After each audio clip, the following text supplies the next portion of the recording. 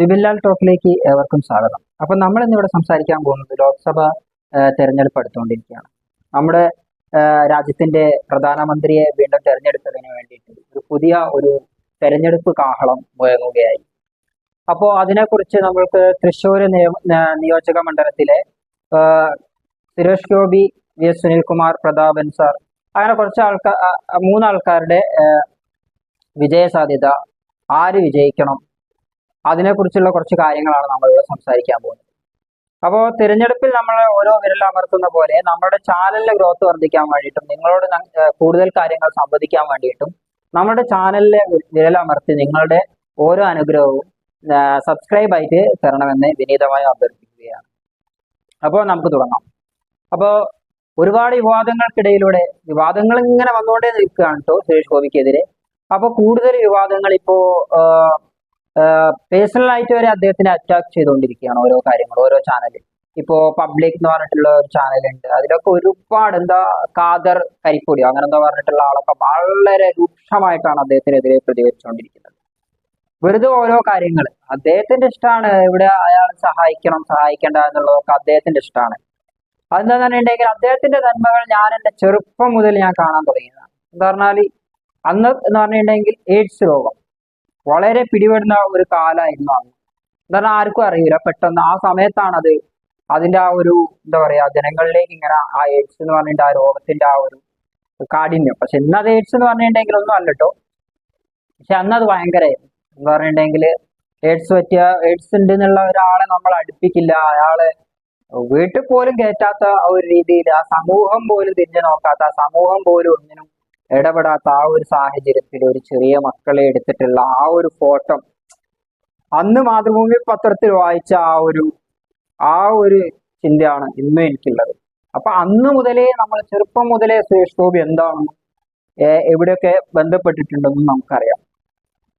ഇപ്പോ ഖാദർ കരിപ്പുഴയൊക്കെ പറയുന്നത് അദ്ദേഹം ഇതിനു വേണ്ടിയിട്ട്, തെരഞ്ഞെടുപ്പിന് വേണ്ടിയിട്ടാണ്. അപ്പോ ഏത് കാലത്ത് അദ്ദേഹം, എന്റെ ചെറുപ്പകാലം എന്ന് പറഞ്ഞിട്ടുണ്ടെങ്കിൽ എത്ര വർഷങ്ങളായി, അത്രയും വർഷങ്ങൾ പഴക്കമുണ്ട്. എന്താ ജനങ്ങളോടും സാധാരണ ജനങ്ങളോടും അദ്ദേഹം എത്രത്തോളം ഇടപെട്ടിട്ടുണ്ട്, എത്രത്തോളം അദ്ദേഹം മറ്റുള്ള ആൾക്കാർക്കും കൂടി അദ്ദേഹത്തിന്റെ സേവനം സേവിക്കാൻ വേണ്ടിയിട്ട് അദ്ദേഹം ഇടപെടുന്നുണ്ട്, സേവിക്കുന്നുണ്ട് എന്ന് നമുക്കറിയാം. അപ്പോ അദ്ദേഹം തന്നെ പറഞ്ഞിട്ടുണ്ട്. ഇന്ന് ജിഞ്ചർ മീഡിയയിലെ ഒരു വീഡിയോ ഞാൻ ഇവിടെ നിങ്ങൾ വെജിറ്റബിൾ മാർക്കറ്റ്, അങ്ങനെ കൺസ്യൂമേഴ്സിന് വന്ന് തുറന്നു കയറാവുന്ന ഒരു ഓപ്പൺ ലുലു മോളിന്റെ മോഡൽ, അതാണ് എന്റെ ഹൃദയത്തിലുള്ളത്.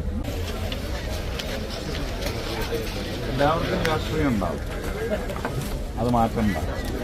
പക്ഷെ വോട്ട് എനിക്ക് തരാം. വോട്ട് തന്ന് ജയിപ്പിച്ചാൽ ഇതിന്റെ ഷേപ്പ് മാറ്റി ഞാൻ കാണിച്ചു തരാം.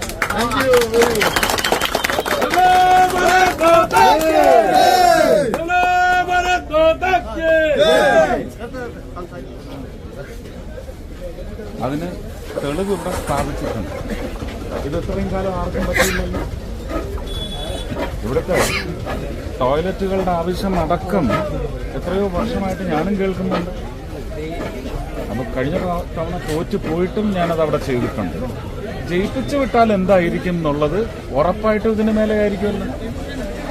അപ്പൊ ആ വികസനം ഇങ്ങോട്ടും കൂടി കൊണ്ടുവരുന്നത് ഇവിടെ മാത്രമല്ല, ഫ്ലവർ മാർക്കറ്റിലും പച്ചക്കറി മാർക്കറ്റിലും റൈസ് മാർക്കറ്റിലുമൊക്കെ ഞാൻ ഉദ്ദേശിക്കുന്ന ഒരു നിലയിലേക്ക് എത്തുകയാണെങ്കിൽ ഉറപ്പായിട്ടും ശക്തൻ മാർക്കറ്റ് മൊത്തത്തിൽ ഒരു international grocery market, flower market, meat market, vegetable market, അങ്ങനെ കൺസ്യൂമേഴ്സിന് വന്ന് തുറന്നു കയറാവുന്ന ഒരു ഓപ്പൺ ലുലു മോളിന്റെ മോഡൽ, അതാണ് എന്റെ ഹൃദയത്തിലുള്ളത്. അതിനുവേണ്ടി കണ്ടില്ലേ ഈ ജിഞ്ചർ മീഡിയയിൽ എന്താ വന്നത്. അതാണ് എനിക്കും പറയാനുള്ളത്. എന്താണെന്നുണ്ടെങ്കിൽ നമ്മളുടെ സുരേഷ് ഗോപിയുടെ സ്ഥാനാർത്ഥിത്വം അവിടെ എന്തായാലും ആയി. അദ്ദേഹം 2 പ്രാവശ്യം ഒരു പ്രാവശ്യം ലോക്സഭയിലേക്കും നിയമസഭയിലേക്കും നിന്ന് പരാജയപ്പെട്ടു.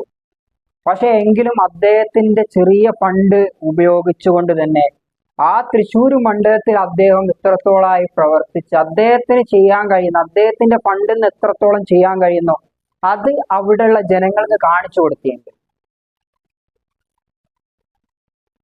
എത്ര MP-മാരുണ്ടായി, എത്ര MLA-മാരുണ്ടായി, എന്ത് ചെയ്ത് തൃശ്ശൂരിൽ നിന്നല്ല കേട്ടോ, ഈ കേരളത്തിൽ ഓരോ മണ്ഡലത്തിലും എന്ത് ചെയ്ത് സ്ഥാനാർത്ഥികൾ നോക്കിയിട്ടായിരിക്കണം, അല്ലാണ്ട് ഇതിന്റെ പക്ക രാഷ്ട്രീയത്തിന്റെ പുറത്താവരുത്.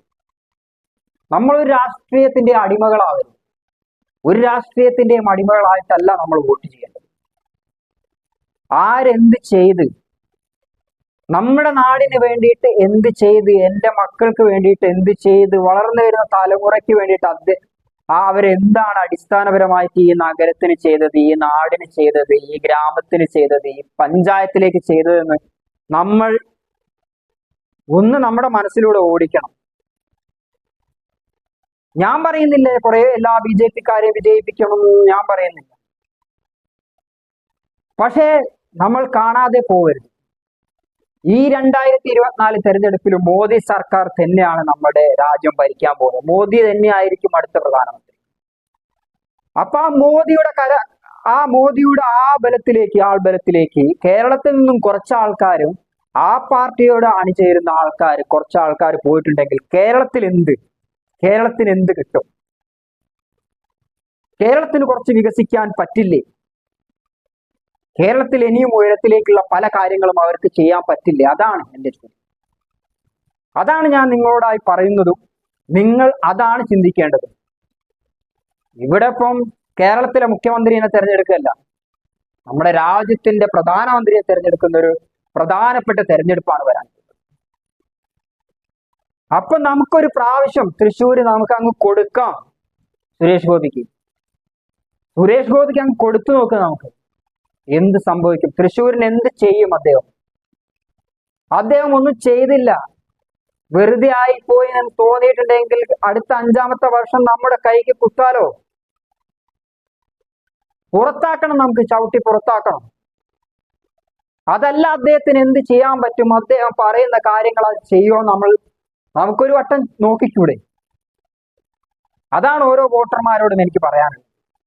അദ്ദേഹം ഒന്നുമല്ലാഞ്ഞിട്ടും അദ്ദേഹത്തിന് വന്ന ആ ഫണ്ടിൽ നിന്നും അദ്ദേഹം ആ തൃശ്ശൂരിന് ചെയ്ത കാര്യങ്ങൾ നമ്മൾ കാണാതെ പോകരുത്.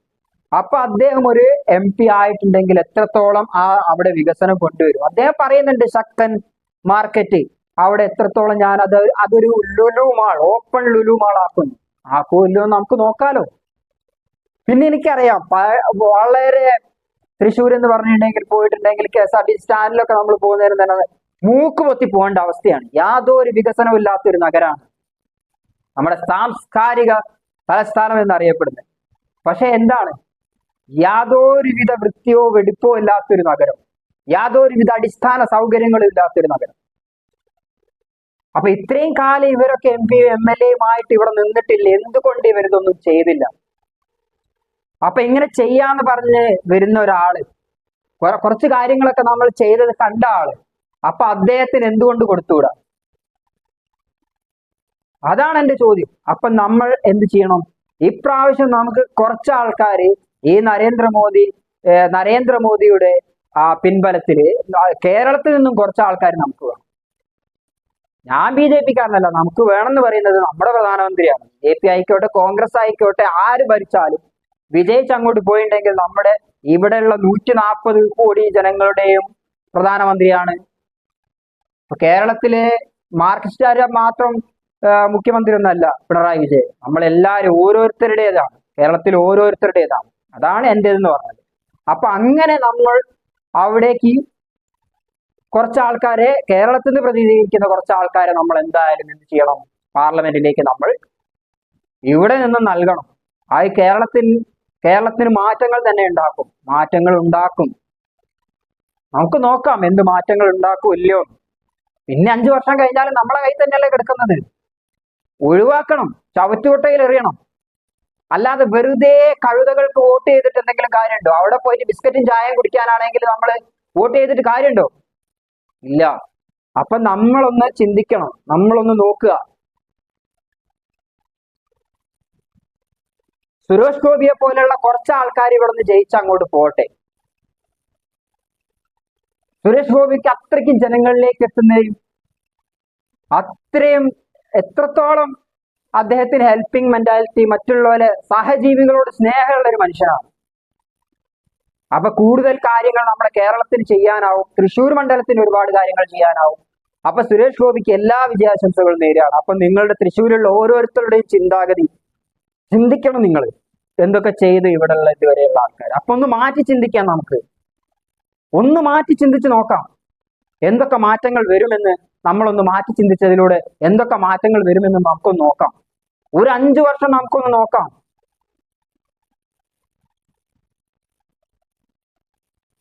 അപ്പൊ എന്റെ വീഡിയോ ശ്രവിച്ച ഏവർക്കും നന്ദി, നമസ്കാരം. നല്ലൊരു ദിവസം ആശംസിക്കുന്നു. അപ്പോൾ കൂടുതൽ വീഡിയോകൾ, ഓരോ മണ്ഡലത്തിലെയും കൂടുതൽ വീഡിയോകളും, നമ്മുടെ ഓരോ സ്ഥാനാർത്ഥികളെ കുറിച്ചുള്ള പല കാര്യങ്ങളും, മണ്ഡലത്തിന്റെ പല ചർച്ചാ വിഷയങ്ങളും നമ്മുടെ ചാനലിൽ മുന്നോട്ടുണ്ടാവുന്നതായിരിക്കും. അതുപോലെ തന്നെ സമകാലാടിസ്ഥാനത്തിൽ സാമൂഹികപരമായിട്ടുള്ള പല കാര്യങ്ങളും നമ്മൾ ഇതിൽ കൂടെ ചർച്ച ചെയ്യുന്നതാണ്. അപ്പൊ നിങ്ങളുടെ സബ്സ്ക്രൈബ് ബട്ടൺ അത്യാവശ്യമാണ്. അപ്പൊ നമ്മുടെ ചാനൽ സബ്സ്ക്രൈബ് ചെയ്ത് നമ്മളെ പ്രോത്സാഹിപ്പിക്കുക. നിങ്ങളുടെ അനുഗ്രഹമായി നമുക്ക് സബ്സ്ക്രൈബ് ചെയ്ത് നമ്മളുടെ ചാനലിനെ പ്രോത്സാഹിപ്പിക്കുക. ഏവർക്കും നല്ലൊരു ദിവസം ആശംസിച്ചുകൊണ്ട് ഈ വീഡിയോ നിർത്തട്ടെ. ജയ് ഹിന്ദ്.